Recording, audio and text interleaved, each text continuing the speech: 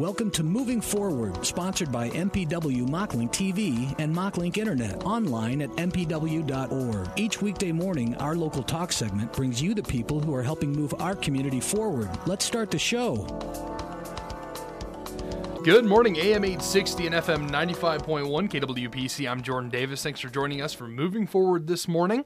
We're glad to be able to bring this to you. And a reminder, experience the best value in entertainment and connectivity with Mocklink Internet and TV from MPNW.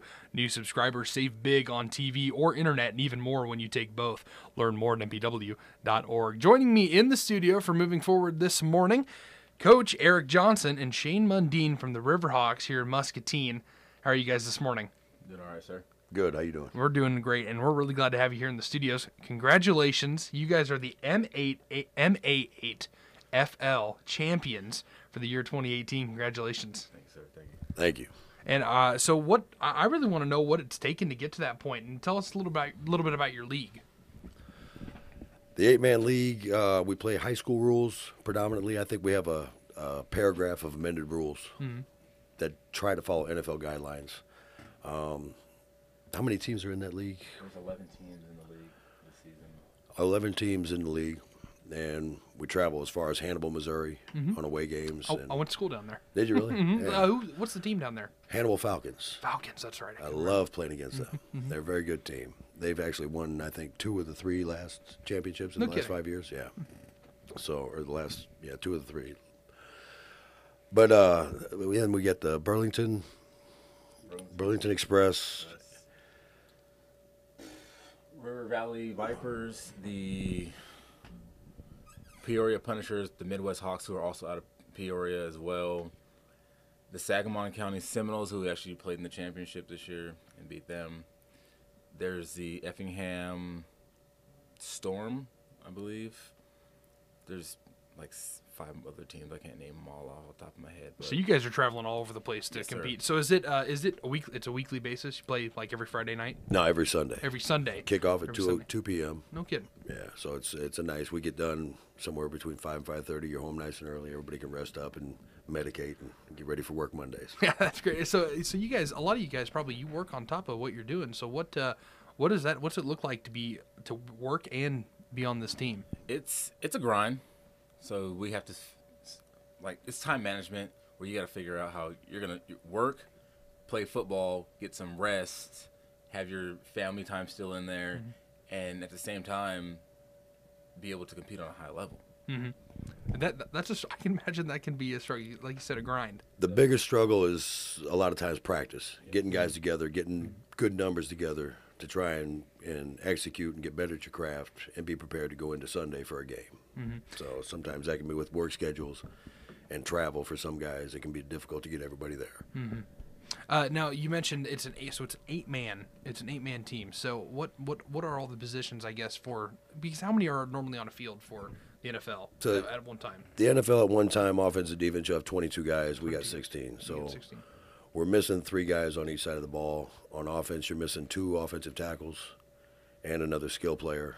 Defense actually, to me, suffers more. So while you can put together a 3-man line, you put more skill players out there than what you can sometimes defend when you're trying to put together a line 2 and a front 5 to defend against the run, and then you have enough skill players on the back end to stop them from throwing the ball. So, and the game's fast. It's a sideline to sideline is shorter than an NFL field, 60 yards instead of 100. So it's a quick game. Yeah, it's a quick pace, a little bit quicker pace than you're used to. Yeah, the 12-minute quarters and the play clock is shorter, I believe. And, yeah, the ball comes out quick. I really need to get down and see one of these games. Where do you guys play here in Muscatine? We play at Muscatine High School on the turf field in the back behind the gym. Okay. Well, hey, so let's talk about what it's taken to lead up to this point. So you've become the champions. So you've been working through practice after practice after practice, trying to get guys rounded up so that everybody can gather at one time. So what's it look like when you do actually get together? Is it what does a practice look like for you guys? Well, to rewind from that, this mission for this season all started last year at around this time at Memorial Day, where the players that returned, we made a promise and we made a guarantee that we were going to win the championship this year. Wow. There's a lot that went into it. We had our tryouts last October, I believe, and we started practice a week before Thanksgiving. So through November, December, it's -2 degrees outside, snowing, didn't matter to us. We're out there practicing. Trying to go as hard as we can, but trying not to get hurt at the same time. And then into the season with the weather changing. So you look at it as practicing in -2, and then our championship game, it got as high as 98 degrees. That's a 100-degree difference. And it's just a grind. Me and Eric, late nights film. I'd be at his house till like midnight, 1 o'clock in the morning, watching film, doing stats, trying to get ready for the next game going forward. Sometimes even planning 2-3 games out just to get a feel for what we're going to be looking at down the road. And it paid off going into the championship for real. You guys are very passionate about this sport. This is. You said craft earlier, and I thought, man, that I can just tell just from that just how much this means to him. How much football really is a big deal. Yeah, if you're going to put a helmet and shoulder pads on and go collide with another human being as fast and as hard as you can, I mean, you got a different mindset about it altogether. Anybody that plays football, steps on the field, they have a different passion about it. You just can't go out there and say, "Yep, I'm a football player." You'll get hurt. If you don't care about it, if you don't love it, if you don't believe in it, you will get hurt. So you mentioned that you guys sat down and decided that this was going to be the year. This is the year that you're going to win it. So you went into it with that kind of mentality where you're going to be bringing everything you've got to the field. So when the season kicked off, was that what it felt like? You guys were bringing everything you had to it? Yes, for the most part. Our goal, obviously, at the beginning of the season, go undefeated, win the championship. We had 2 slip-ups. I'm going to blame it on the snow. I'm pretty sure Coach can vouch for that and the way that we played. But that was about it. Our motto for the season was, it's easy to be good, it's hard to be great. That's good. That's what it is. It's easy to be good, it's hard to be great.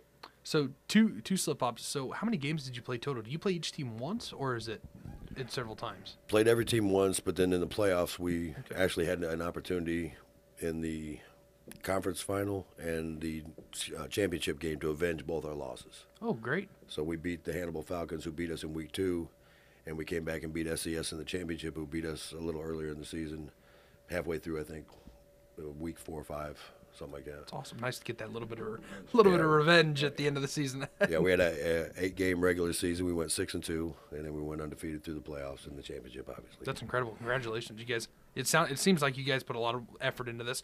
Like I just said, you guys got a serious passion about it. I can just feel it just talking to you about it. So, what now that you're the champions, what's next? Repeat, rinse and repeat. Yeah, I mean, we want to create a more competitive environment next year. That's the goal going forward every year. You try to get some other players recruited and brought in. You want to get more competitive with each other.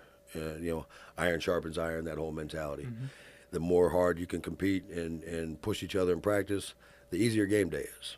So we're in conversation with a few players, trying to gain their interest in coming and playing for the Muscatine Riverhawks next season. And they'll only make us better. We have a couple guys that won't be with us next year. One has to retire due to some health issues, and the other one is moving to New York. So wow. So what is the age range? What are you guys looking for? Are you looking for younger guys? It's a young man's sport. So well, but I mean younger. When I say younger, I'm thinking like 18, 19, 20-year-olds. I don't like them that young personally, just because your body, this is still grown men out here colliding. Sometimes I worry about a younger 18-year-old kid coming out that's a little underdeveloped physically. He can get hurt. If he's an elite athlete and he has no prospects to go and play college ball or anything like that, well, okay, you're a different breed. But I would prefer that you were at least 20, 21 years old. Gotcha. What your practice times then? So you're working. Are you guys trying to get together like once a week, a couple times a week, a few times a week? The beginning of the season, our goal is to try to do 2 times a week, Tuesdays and Thursdays. But due to people working and everything like that, we did Thursdays, and we would go 5:45 to about 7:45, 8 o'clock. And then Saturdays for away games, we'd have practice. And then Sundays for home games, we'd show up at 11 o'clock for the 2 o'clock start, just to do a short walkthrough and then get into game mode. Gotcha. Well, what's got you guys excited for next season? The opportunity to repeat. The opportunity to repeat. Yeah, I mean, going into it, that's always the goal, and that's the great fun in going out and competing on Sundays. You still have to play the games, no matter what you look like on paper. You still have fun playing the game. Me personally, this is my first year coaching, and so the chess match has always been a great passion of mine. Even as a player, I've watched film relentlessly to try and prepare and make myself a better player on the field. And I like to think about the next strategy, what they might do. If I guess it right, I look like a genius. If I guess wrong, they score on me. So. So what do you guys want to say to the community? Especially, I know I was on your Facebook not too long ago and I was checking out. It seems like you guys have a good following. A lot of people that really love to get out there and support you. So tell us a little bit about your fans. Oh, most definitely. Our sponsors this year were Faves Daves out of Davenport, Boonies here in Muscatine, Kyle Graves, who painted our helmets, actually. Pearl City Tattoo, ran by Bill and Samantha Kaufman, River City Moving and Delivery, and Sign Pro. I mean, our home games, we'd get maybe 60, 70 fans, and then it was crazy for the championship, even being in Peoria. I'd say we got about 100 people out there. Wow. 100 fans. That's awesome. Paying fans to go along. In 100-degree weather. In 100-degree weather, yeah. No kidding. That's awesome. So you guys, you got a following here in Muscatine. People want to come out and they want to watch you play. They want to see you compete. So being able to bring something like that to the table where you said, hey, we're champions this year, come check us out next year, that's going to be a big deal. Almost Yeah, definitely. it's growing. It's gaining its momentum. Word's getting around that we're a pretty good football team and fun to watch. And the 8-man league itself is gaining a lot of interest. There's a lot of guys that come now from 11-man football and like to prepare and use the 8-man as a training tool and a time to condition and get ready for their 11-man season. And it starts out they use it just as that tool to condition. Then they get involved and they love it. And so then the 8-man is almost becoming a priority over 11-man. So guys get done a little earlier in the summer. They get the rest of the summer to take off. 11-man is a bit more of a grind at times with the travel. So 8-man is becoming it's gaining its own momentum. Excellent. And do you expect to see more teams pop up around the area for you guys to compete with, or are you thinking that right now that's the teams are kind of set? I think the teams are kind of set for the most part. There's talk about other teams building or moving around, and the league might widen out, but that's just up to see what teams want to do. I know moving forward with the Riverhawks, at least, we are looking at doing a youth program as well to go along with the adult team, and over the summer our fundraisers and youth clinics and stuff like that to try to get the word out a little bit more and build more sponsors and stuff like that around Muscatine. That's cool. So tell me a little bit more about your youth program. Is that what are you guys doing with the youth? We're going to do, like I said, youth clinics, so we'll get some of the players out there, some of the coaches, and we'll do the skill positions, the line as well, and just get them more knowledgeable on football and teamwork and camaraderie moving forward, because we're looking at trying to see if other teams in the league as well might want to do the same thing with youth teams, and say we can get a scheduling together where teams will play each other, where you have the youth team play first and then the adult team will play afterwards, because some of the players will be like, oh, Dad, Mom, I want to see my coach play right afterwards. You get the word out more, so you get more sponsors and you get more fans as well, and the kids can grow up knowing more football at a younger age as well. So not only are the kids getting to know football better because they're training with guys like you that you know the craft of football, football, they're also getting to take part in a team sport where they're getting to build a lot of those skills that, I mean, football is a lot more about team sometimes than it is about your individual, your self-built whatever. So it's definitely important, and it's great that you guys are doing that with the kids too. Yeah, you take 8 men or 11 men if it were an 11-man league, and that's a lot of moving parts that all have a specific identity and a specific duty. And if they don't do it, things go terribly wrong. It showed up because in my defensive schemes, I like to blitz a lot. And if you don't know where the blitz is coming from and you're playing behind it and you don't fill that void, that's a huge void, and that's a huge hole for someone to get a football and get in space and go make a big play. And it happens. So, I mean, everybody has to know what they're doing. You can't be ignorant and play football.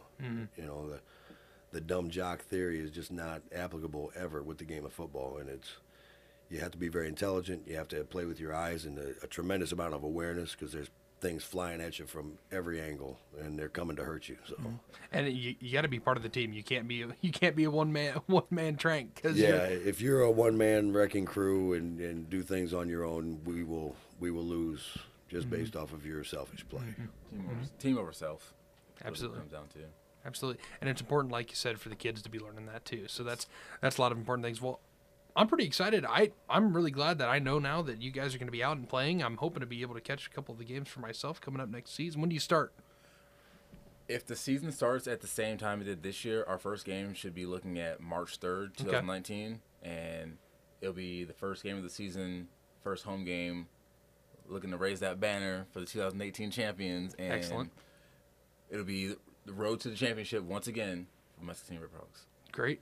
Well, we're really excited to see it, and congratulations once again. You are the 2018 MA8FL champions, the Muscatine Riverhawks, here in the studio with us. Thank you guys for joining us. Thank you. Thank you very much. It's a real pleasure. Once again, Coach Eric Johnson and Shane Mundine joining us here in the studio for Moving Forward.